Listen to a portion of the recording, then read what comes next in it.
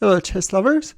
I know I am a bit late, but this is a game which should definitely be on my channel.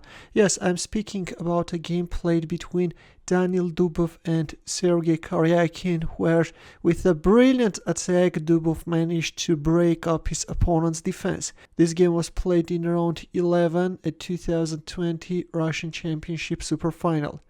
This time I will leave Stockfish to run in the corner, and we will also see how it's evaluating the positions. So in this game Dubov had white pieces and he opened up with e4, to which Karjakin answered with e5, Nf3 Nc6, bishop c4. The good old Italian game is on the board. Bishop c5, c3, knight f6, d4. The classical variation is on the board. E takes d4.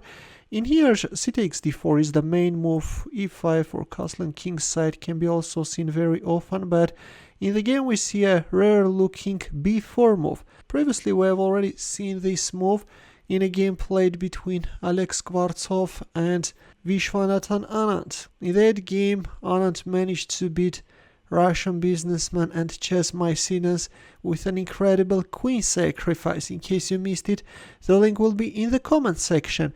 And this is actually a rare move with which white wants to drag his opponent out of preparations. Bishop goes back on b6, after which this time white attacked black knight, knight e4, bishop d5, knight takes c3, knight takes c3, d takes c3, bishop g5. White is developing his bishop with a tempo, and then is castling king side. h6, bishop h4, white is keeping the pin, which actually black could break up with g5. According to Stockfish, g5 is good, and only then black can castle king side. But this is too bold, you know, and instead Karjakin chose a safer castling king side. Rook e1, queen e8. Yeah, the black's position is totally demoralized, and now with queen e8, black is unpinning the knight. Bishop goes back on b3. Already black wanted to get rid of this active light squared bishop. a5. It's very difficult to play with the black pieces, you know. This time with a5, Karjakin is trying to create a counterplay, but still black's position remains very difficult. In here, Dubov found a very beautiful move, and he played bishop f6. A very nice move with which he's relying on the weakness of the e file. For example, if g takes f6, then he takes f6.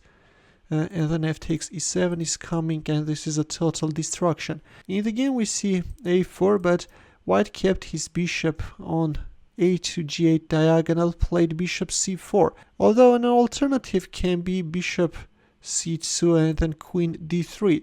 In the game we see bishop c4, which seems to be a stronger continuation. Knight g6, queen d3. Already there is this queen takes g6 threat because the pawn is pinned. d5. By giving up this pawn, black is trying to activate his position. After he takes d6, suddenly this queen gets attacked, bishop e6, and it was in here that Dubov landed his famous move, which made a huge noise in chess circles. In here he played queen takes g6. Yes, this is a very impressive queen sacrifice, although it turns out that with an accurate defense, black can fight back. Already we have a mating threat, and we can say that f takes g6 is forced, and there comes rook takes e6, queen f7. Well, but let's take a look at other continuations as well. If queen takes e6, then this is simple. Bishop takes e6 is coming, and then bishop takes c3. And in this case, of course, white has a huge advantage.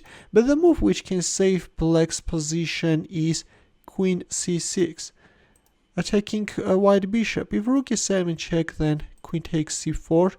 If rook takes g7, then king h8.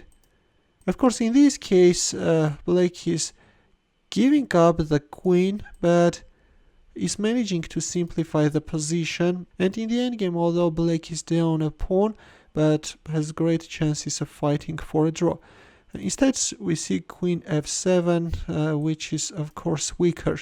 Here comes bishop takes c3, king h8, moving away the king from that dangerous diagonal, and meanwhile, white will now intensify the pressure. From white's point of view, of course, it's very easy to play Rook G8 and the rook drops. Rook takes G8, D takes C7, and this time white is getting a monster on the 7th rank. Queen C2, bishop E5. White pieces are coordinating very well, you know. Well, black won this pawn, but this doesn't mean anything. H3, first white is opening up a loop for his king. Rook E1, A3, king H2, G5, knight D4, and now this knight will come to target the pawn on G7. In view of that idea, bishop takes D4 is now good. Instead we see Queen C4 and there comes knight F5. How are you going to protect this guy? Queen takes B4, the rook is hanging, we first see rook C1, and now C8 can be also a threat, king G6. C8 is also playable, but in the game we see rook takes G7, king takes F5, rook takes G8. And already white wants to go for a queen promotion, that's why black sacrificed his bishop as well. But there is no way out, you know. After king e4, rook d8, resignation followed. Right now rook e5 can be a nice threat, you should give up your queen, that's why finally at this point Karjakin resigned. Yeah, that was a very nice attack by Daniil Dubov. He played a very aggressive attacking game, sacrificed several pawns, got a very active position, and with several sparkling tactical shots managed to beat his opponent.